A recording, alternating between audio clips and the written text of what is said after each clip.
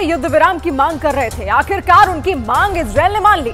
युद्ध विराम तो हो गया, लेकिन युद्ध विराम के आखिरी सेकंड तक इजराइल ने गाजा में जो किया वो बहुत चौंकाने वाला है।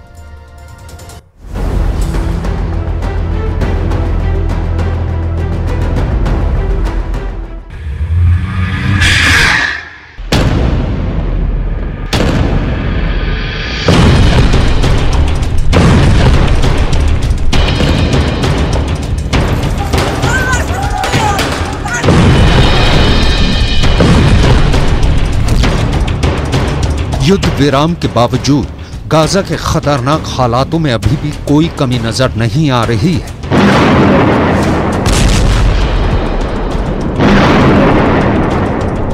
सबसे पहली बात तो ये कि इजराइल ने साफ कर दिया है कि युद्ध विराम का मतलब ये बिल्कुल भी नहीं है कि इजराइल की सेना गाजा पट्टी से पीछे हट रही है, बल्कि युद्ध विराम के समय का इस्तेमाल इजराइल की सेना गाजा पट्टी के अंदर अपनी जड़ों को और गहरा करने में कर रही है। फिलिस्तीन के अखबारों के मुताबिक गाजा पट्टी के अंदर इजराइल ने जैसे ही युद्ध विराम के प्रस्ताव को स्वीकार किया, वैसे ही अचानक हमले बहुत तेज कर दिए।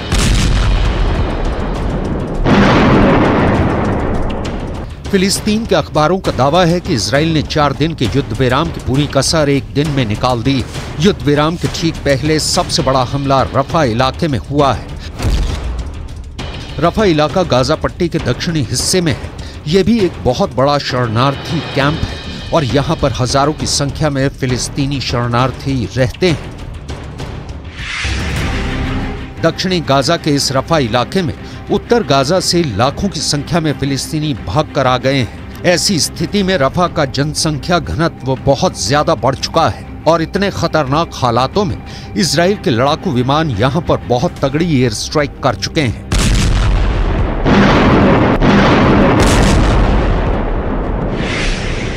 फिलिस्तीन के कई अखबारों ने रिपोर्ट किया है और फोटो जारी की है और वीडियो भी दिखाए हैं, जिनमें एक साथ दर्जनों लोगों को दफनाया जा रहा है।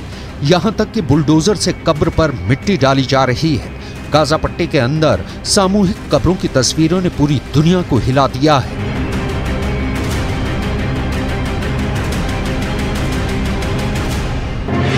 फिलिस्तीन के कुद्स न्यूज नेटवर्क ने कुछ ऐसे वीडियो पोस्ट किए हैं जो बहुत ज्यादा दिल दहला देने वाले हैं। वीडियो में दिखाया जा रहा है कि एक फिलिस्तीनी महिला अपने बच्चों के नाम पुकार रही है। मलबे के सामने खड़े होकर यह महिला अपने बच्चों को बुला रही है।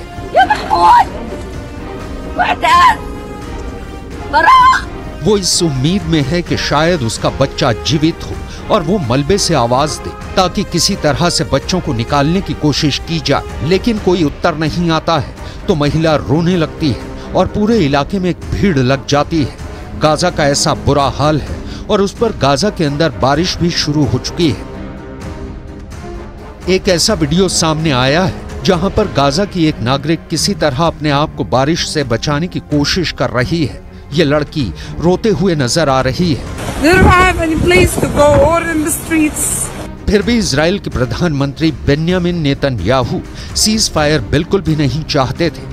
इसका प्रमाण हमास के प्रवक्ता ओसामा हमदान का बयान है। हमास ने कहा है कि 10 दिन पहले ही बंधकों की अदला बदली को लेकर शर्तें तय हो गई थी, लेकिन नेतन्याहू ने इसकी मंजूरी देने में 10 दिन लगा दिए। इतना ही नहीं, इजराइल इस कदर आक्रामक है कि इजराइल की डिफेंस फोर्स ने कहा है कि युद्ध विराम को मानना इजराइल के लिए कोई बाध्यता या कोई मजबूरी नहीं है, और अगर ऐसी परिस्थितियों का निर्माण होता है जो कि इजराइल के खिलाफ हालात बनते हैं तो युद्ध विराम को किसी भी वक्त तोड़ा जा सकता है। युद्ध विराम के बावजूद अगर इस वक्त सबसे ज्यादा कोहराम कहीं मचा हुआ है तो वो गाजा पट्टी के 2 अस्पताल हैं। पहला तो इंडोनेशियाई अस्पताल और दूसरा अल शिफा अस्पताल। फिलिस्तीन के अखबारों का दावा है कि इंडोनेशियाई अस्पताल से 65 लाशें निकली हैं और सैकड़ों की संख्या में लोग यहां पर घायल हुए हैं। यही नहीं, इजराइल का दावा है कि अल शिफा अस्पताल के अंदर इस तरह की सुरंगों का नेटवर्क लगातार मिल रहा है। इन्हीं सुरंगों को सबूत मानकर इजराइल डिफेंस फोर्स ने अल शिफा अस्पताल के निदेशक को गिरफ्तार कर लिया है। अल शिफा के निदेशक से लगातार पूछताछ की जा रही है। इजराइल अल शिफा अस्पताल को हमास का हेडक्वार्टर मानकर लगातार कार्रवाई कर रहा है। प्रोपेगेंडा करने में माहिर इजराइल डिफेंस फोर्स ने अल शिफा अस्पताल के अंदर मिली एक सुरंग को बार बार अलग अलग सैनिकों के माध्यम से वीडियो रिकॉर्डिंग पर लाया है और इन रिकॉर्डिंग्स को लगातार दुनिया के सामने रख रहे हैं। इजराइल डिफेंस फोर्स की एक महिला कमांडर माशा खुद अल शिफा अस्पताल की सुरंग के अंदर गईं और माशा ने वहां पर बिल्कुल अंधेरी और डरावनी सुरंग के बारे में दुनिया को बताया। माशा ने सुरंग से गुजरते हुए ऐसे कमरे दिखाए जहां पर एसी लगे हुए थे, जहां पर कई कमरे बने हुए थे और वॉशरूम भी था। The first time our forces entered the Shifa complex, they went in with a bomb-sniffing dog, and they discovered a truck full of ammunition. After revealing the shaft by the D9, they saw a circular opening, and they couldn't see all the way down at the time, but further investigations and tools lower down it revealed that this is a 10-meter deep shaft that leads to a corridor. At the end of that corridor, there's a blast-proof door with a shooting hole at the top of it.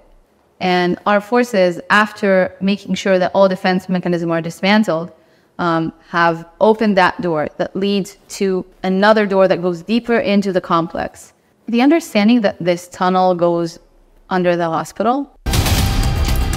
अल शिफा अस्पताल को Hamas का headquarter साबित करने के लिए Israel defence force के सबसे बड़े प्रवक्ता डेनियल हगारी खुद अल शिफा अस्पताल के इलाके में पहुंचे और वो यहां अस्पताल के पास एक आवासीय इलाके में गए, जहां एक फ्लैट में जाकर उन्होंने बताया कि किस तरह से फ्लैट के अंदर से ऐसी सुरंगें पाई गई हैं जो कि अस्पताल में जाकर मिलती हैं।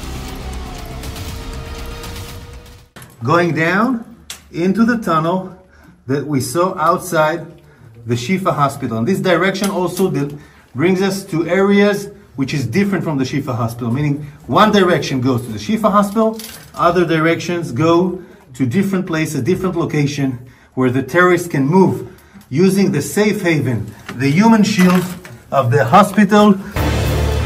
इजराइल की तरफ से दावा किया गया है कि उसकी फोर्स के अल शिफा पहुंचने से पहले सुरंगों को छिपाने के प्रयास किए गए। इन सुरंगों पर मिट्टी डालकर सुरंग को ढकने की कोशिश की गई। इजराइल की आर्मी ने एक मस्जिद का वीडियो भी जारी किया है और इस मस्जिद के अंदर वीडियो को देखें तो मस्जिद के मेन गेट से अंदर घुसते ही एक बड़ा हॉल मिलता है जहां पर की नमाज पढ़ी जाती है, लेकिन यहीं से एक बेसमेंट की तरफ अंदर काफी गहराई में पूरा स्ट्रक्चर नजर आता है जो कि मस्जिद के बेसमेंट जैसा है। बेसमेंट के अंदर भी एक और सुरंग नजर आती है। बेसमेंट में एक कमरे में व्हाइट बोर्ड नजर आता है जिसे इजराइल ने हमास की रॉकेट लैब बताया है। गाजा पट्टी का एक और वीडियो वायरल हो रहा है जिसमें गाजा के समंदर के किनारों पर मलबों पर इजराइल के झंडे लगे हुए नजर आ रहे हैं। इजराइल ने बहुत ही रणनीति से अब इस बात का प्रचार करना शुरू किया है कि लेबनान बॉर्डर पर हिजबुल्लाह बहुत तेज हमले कर रहा है। बीते 24 घंटे के अंदर लेबनान के बॉर्डर से इजराइल पर 50 से ज्यादा रॉकेट, गाइडेड मिसाइल्स और ड्रोन्स के हमले हुए हैं। यानी अगर देखा जाए तो युद्ध विराम कागजों में भले दर्ज हो गया है, लेकिन इजराइल 4-5 दिन के युद्ध विराम की पूरी भरपाई पहले ही करने की कोशिश कर रहा है और दावा किया जा रहा है कि युद्ध विराम के बाद तो हालात और ज्यादा बिगड़ सकते हैं। यानी जब युद्ध विराम खत्म हो जाएगा तो उसके बाद इजराइल डिफेंस फोर्स लगातार हमास के आतंकवादियों के नए अड्डे पर हमले कर सकती है।